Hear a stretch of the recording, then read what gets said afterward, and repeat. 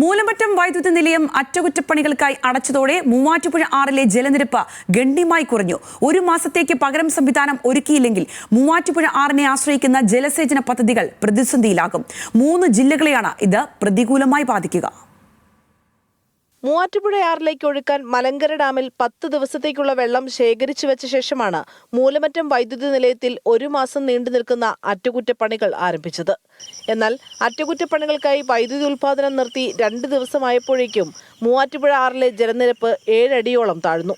ഇനിയും വെള്ളം എത്താതിരുന്നാൽ മൂവാറ്റുപുഴയാറിലെ ജലനിരപ്പ് വലിയ തോതിൽ താഴും.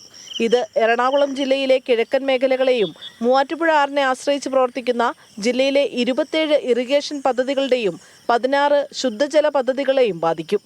മൂലമറ്റം ജലവൈദ്യുത പദ്ധതിയിൽ നിന്നും വൈദ്യുതി ഉൽപാദനത്തിന് ശേഷം പുറംതള്ളുന്ന വെള്ളമാണ് മൂവാറ്റുപുഴ ആറിലേക്ക് ഒഴുകുന്നത്. മൂവാറ്റുപുഴ ആറിലേക്ക് 70 മുതൽ 76 ദശലക്ഷം വെള്ളമാണ് സാധാരണയായി മൂലമറ്റത്തു നിന്നും തൊടുപുഴയാർ വഴി മൂവാറ്റുപുഴ ആറിലേക്ക് ഒഴുകുന്നത്.